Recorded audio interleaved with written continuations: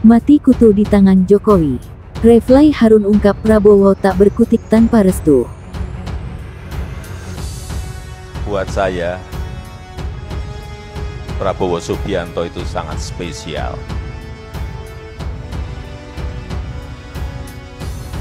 Saya sangat menghormati Pak Prabowo, sangat menghormati.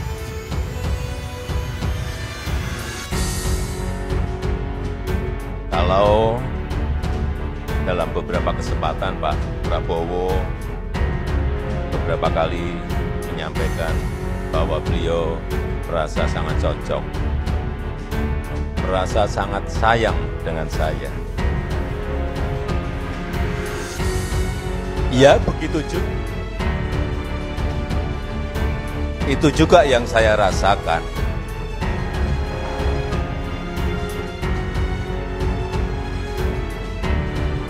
Di mana rasa kecocokan itu tumbuh karena apa? Karena saling rasa percaya.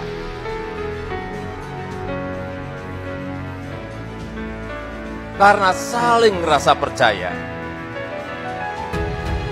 Saling menghormati, saling pengertian meskipun kadang ada perbedaan-perbedaan. Bapak Ibu semuanya sangat beruntung dipimpin oleh Jenderal Purnawirawan Prabowo Subianto. Beruntung sekali dipimpin oleh seorang yang sangat visioner, yang berjiwa patriot, konsekuen, pantang menyerah, dan kalau berbicara, apa adanya. Termasuk rasa percaya saya bahwa ke depan dengan kepemimpinan Bapak Prabowo Subianto, Indonesia dengan keberlanjutannya akan mampu meraih cita-cita Indonesia maju, Indonesia emas di 2040. Hidup Jokowi! Dan saya katakan di sini, kita berhasil karena kita didukung oleh Presiden ke-7. Tepuk tangannya kurang semangat.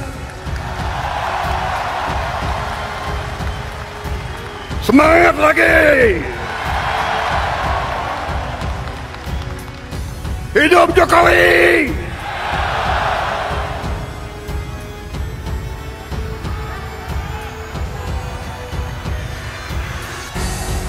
Terima kasih, terima kasih, terima kasih, terima kasih, Pak Jokowi, Pak Jokowi.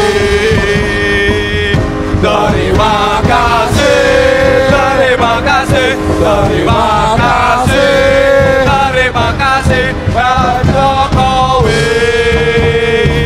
Terima kasih. Saudara-saudara sekalian, kita harus sesuai dengan nilai-nilai bangsa Indonesia.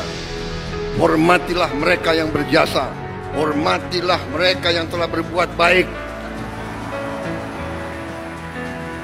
Miko dhuwur mendem jero.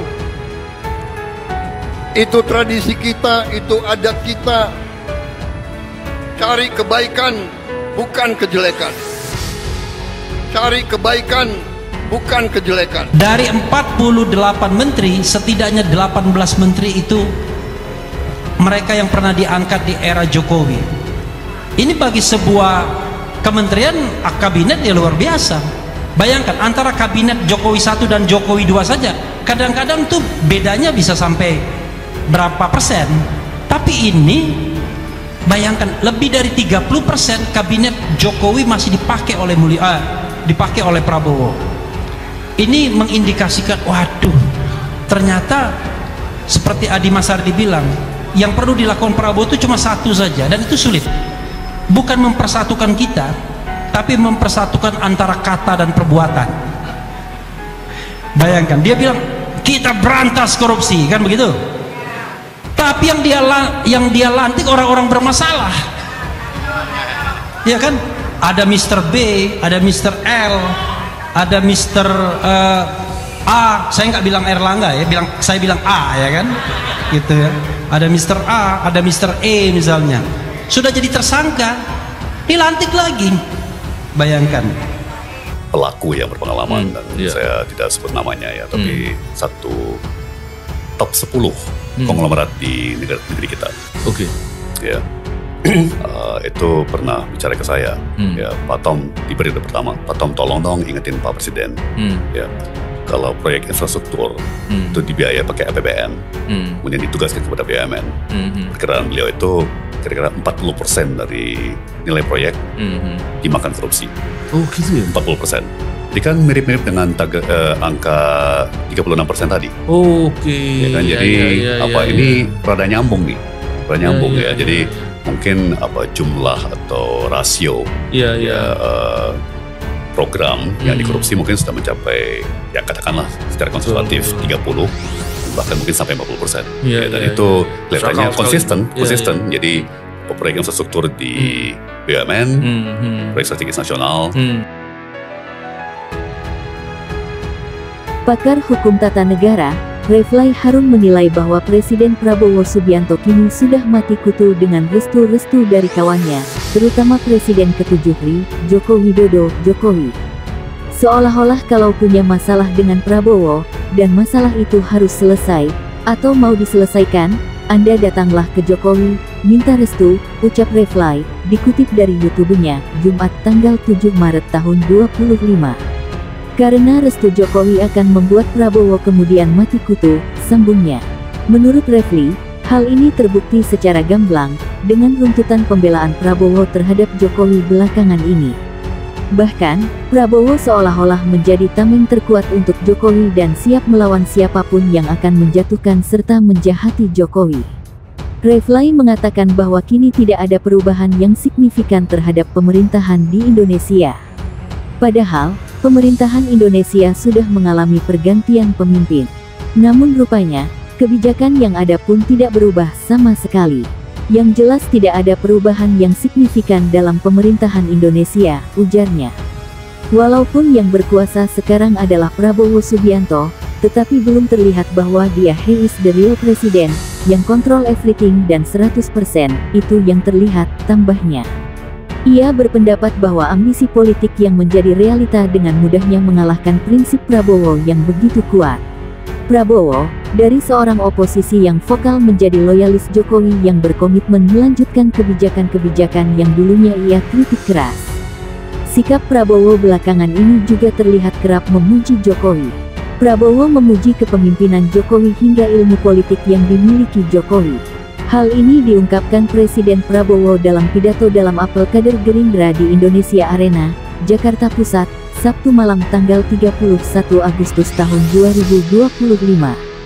Prabowo bahkan mengakui bahwa dirinya bisa saja mengurusi urusan pertahanan, namun soal sosial politik ia akan belajar kepada Jokowi.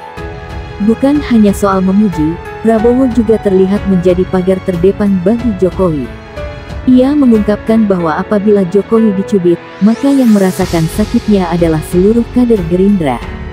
Terima kasih pengabdian Bapak sekian tahun, jangan ragu-ragu Pak, kalau Pak Jokowi dicubit, yang rasakan seluruh Partai Gerakan Indonesia Raya, kata Prabowo. Senada dengan Prabowo, Jokowi pun membalas dengan perlakuan yang baik.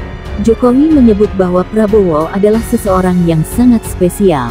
Prabowo Subianto itu sangat spesial. Saya sangat menghormati Pak Prabowo, sangat menghormati, walau dalam beberapa kesempatan Pak Prabowo beberapa kali menyampaikan bahwa beliau merasa sangat cocok, merasa sangat sayang dengan saya, kata Jokowi. Ya begitu juga, itu juga yang saya rasakan, di mana rasa kecocokan itu tumbuh karena rasa saling percaya, lanjut Jokowi.